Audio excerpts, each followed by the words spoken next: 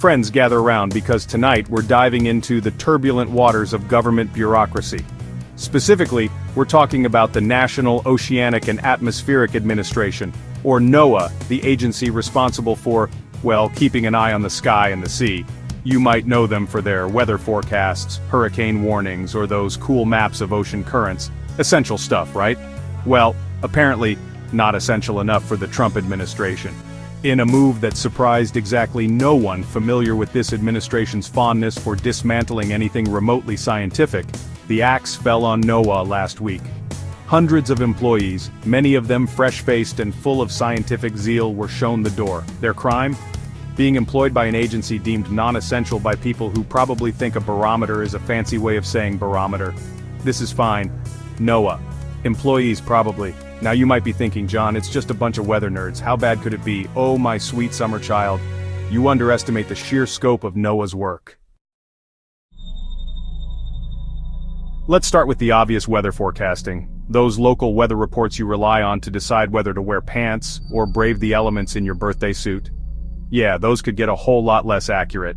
The National Weather Service, a branch of NOAA, lost a significant chunk of its workforce, including experienced meteorologists and forecasters. But wait, there's more. NOAA isn't just about telling you if you need an umbrella. They also play a vital role in hurricane prediction.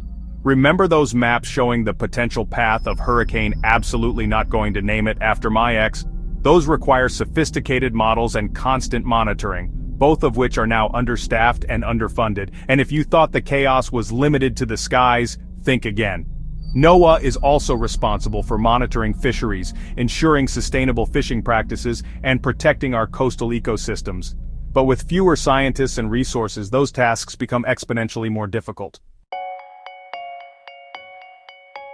The good news is that this administration isn't exactly known for its legal expertise. The bad news is that we're still talking about the people in charge of things. A California judge, in a shocking turn of events that surprised absolutely no one paying attention, ruled these mass firings illegal. Turns out even the government can't just fire people willy-nilly. But here's the kicker. The judge's ruling, while a victory for common sense and basic human decency, is mired in the murky swamp of legal bureaucracy. It's unclear whether the NOAA employees will get their jobs back, or if the administration will find some other equally egregious way to circumvent the ruling. Justice delayed is justice denied. Also, paperwork. So much paperwork. Meanwhile, the clock is ticking. Every day that these essential positions remain unfilled, the risks to public safety and environmental protection grow.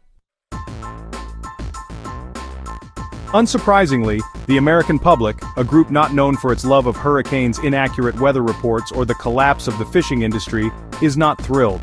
From fishermen worried about their livelihoods to coastal communities bracing for hurricane season, the message is clear. These cuts are not just bad policy, they're dangerous. Even Congress, a body known more for its partisan bickering than its swift action, has taken notice. Representatives from both sides of the aisle have voiced their concerns, with some even daring to suggest that perhaps, just perhaps, gutting an agency responsible for protecting lives and livelihoods is not the best course of action. What happens next remains to be seen, but one thing is certain: the fight for NOAA and for a government that prioritizes science and public safety is far from over, and we'll be here to cover it, or at least make jokes about it, every step of the way. If you made it to the end of this video, please consider tapping the like button, clicking subscribe, and toggling that notification bell. Don't forget to leave us a comment, and thank you. Until next time.